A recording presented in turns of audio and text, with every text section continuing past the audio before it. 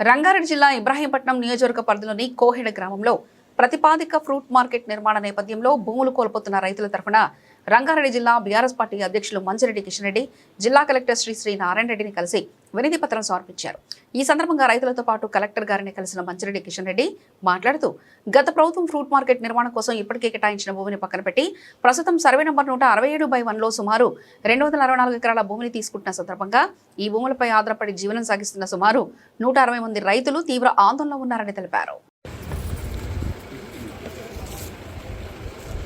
ఈరోజు ఇబ్రాహీంపట్నం నియోజకవర్గానికి సంబంధించిన కొయ్యేడ భూముల విషయంలో 167/1 సర్వే నెంబర్ ఏదైతే ఉందో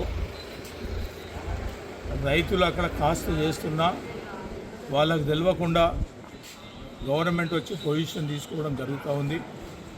ఏం చేస్తారా అని అడిగితే ఫ్రూట్ మార్కెట్ కోసం మేము ల్యాండ్ తీసుకున్నామని చెప్పి చెప్పడం జరుగుతూ ఉంది. ఎప్పటి నుంచో అది గవర్నమెంట్ అని చెప్పడం జరుగుతూ ఉందని చెప్పి కలెక్టర్ గారు చెప్పారు. మేము ఒకటి అడిగినాం, పొజిషన్లో ఉన్నారు, రూల్ చెప్తుంది, పొజిషన్లో ఉన్న వాళ్ళకు కూడా డబ్బులు చెల్లించాలని చెప్పడం జరుగుతుంది, అది మీకు చేయాలని చెప్పేసి ఈరోజు కలెక్టర్ గారిని కలవడం జరిగింది. కలెక్టర్ గారు కూడా స్పందించారు. ఒక 10 నుంచి 15 రోజుల లోపల వీళ్ళందరినీ వెరిఫికేషన్ చేసి ఆలోచన చేసి సరైన రీతిలో న్యాయం చేస్తామని చెప్పేసి ఒక మాట చెప్పడం జరిగింది.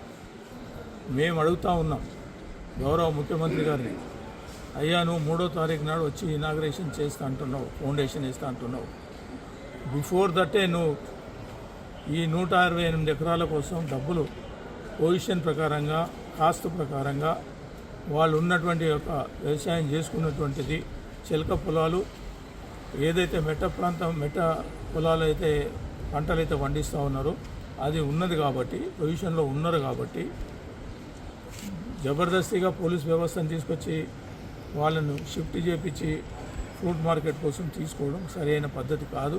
కాబట్టి మిమ్మల్ని నేను రిక్వెస్ట్ చేస్తూ ఉన్నా, ఏది ఏమైనా సరే వాళ్ళకు డబ్బులు పక్కాగా ఉన్నటువంటి 548 సర్వే నెంబర్, 107 సర్వే నెంబర్, 170 ఎకరాలు ఏదైతే అప్పుడు గవర్నమెంట్లో తీసుకొని డబ్బులు చెల్లించిందో రైతులకు ఇప్పుడు కూడా అదే పద్ధతిలో వాళ్ళకి చేయించాలని చెప్పేసి మేము రిక్వెస్ట్ చేస్తూ ఉన్నాం, గట్టిగా కూడా అడుగుతూ ఉన్నాం.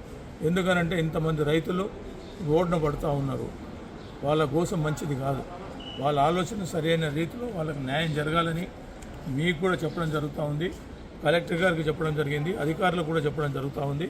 కాబట్టి ఎట్టి పరిస్థితుల్లో బిఫోర్ 3rd ఏదో ఒక డిసిషన్ తీసుకొని వాళ్ళకు న్యాయం చేయాలని చెప్పేసి నేను డైరెక్ట్ గౌరవ ముఖ్యమంత్రి గారిని కోరడం జరుగుతూ ఉంది.